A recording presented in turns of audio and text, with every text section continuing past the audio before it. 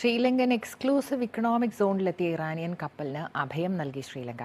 കപ്പലിലുള്ള 208 പേരെയും കൊളംബോയിലേക്ക് കൊണ്ടുവരികയാണ്. കപ്പലിനെ ട്രിങ്കോമാലി തുറമുഖത്തേക്ക് മാറ്റാനാണ് ഇപ്പോഴത്തെ തീരുമാനമെന്നാണ് അറിയുന്നത്. IRIS ബഷീറിനെ കൊളംബോ തീരത്തേക്ക് കൊണ്ടുവരുന്നു, കൊളംബോ പോർട്ടിലേക്ക് കൊണ്ടുവരുന്നെന്ന് ലങ്കൻ പ്രസിഡന്റ് അനുരകുമാര ദിശനായികയെ അറിയിച്ചിരിക്കുകയാണ്.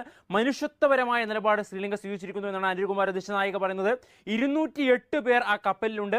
ആ 208 പേരെയും കൊളംബോ തുറമുഖത്ത് ഇറക്കും. അതിനുശേഷം കപ്പലിനെ അടുത്ത തുറമുഖത്തേക്ക് മാറ്റും എന്നാണ് അനുരകുമാര ദിശനായിക പറയുന്നത്. നിലവിൽ ഇതാണ് തീരുമാനം. നിലവിൽ അമേരിക്കൻ ഇസ്രയേൽ ഇറാൻ സംഘർഷത്തിൽ ഒരു പക്ഷം ശ്രീലങ്ക പിടിക്കില്ല. ഞങ്ങൾ പക്ഷം പിടിക്കില്ല, ഞങ്ങൾ ന്യൂട്രലായി തുടരും. പക്ഷെ അതേ സമയത്ത് മനുഷ്യത്വപരമായ തീരുമാനം ഞങ്ങൾക്ക് എടുത്തേ പറ്റൂ. ആ തീരുമാനം എടുക്കുന്നു എന്നാണ് പ്രത്യേക വാർത്താ സമ്മേളനം വിളിച്ച് അനുരകുമാര ദിശനായികയെ അറിയിച്ചിരിക്കുന്നത്. ശ്രീലങ്കയെ സംബന്ധിച്ചിടത്തോളം വലിയ ധൈര്യമാണ് ഇപ്പോൾ ശ്രീലങ്ക കാണിച്ചിരിക്കുന്നത് എന്ന് പറയണം. കാരണം നമുക്കറിയാം, IRIS ദേനയെ ശ്രീലങ്കൻ സ്പെഷ്യൽ എക്കണോമിക് സോണിന്റെ അതിരിൽ വെച്ചാണ് അമേരിക്കൻ മുങ്ങിക്കപ്പൽ ആക്രമിച്ചത്, തകർത്തത്. അവിടെ ആദ്യം രക്ഷാപ്രവർത്തനത്തിലെത്തിയത് ശ്രീലങ്കൻ നാവികസേന തന്നെയായിരുന്നു. 32 പേരെ അവർ രക്ഷപ്പെടുത്തി. ബാക്കി 100ഓളം മൃതദേഹങ്ങൾ ശ്രീലങ്കൻ നാവികസേന തന്നെ റിട്രീവ് ചെയ്ത് ഇപ്പോൾ പ്രത്യേക ആശുപത്രി മോർച്ചറിയിലേക്ക് മാറ്റിയിരിക്കുന്നു എന്നും ശ്രീലങ്ക ഔദ്യോഗികമായി അറിയിക്കുന്നുണ്ട്.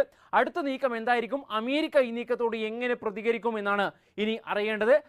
മിടുക്കനാണ് ആൺകുട്ടി.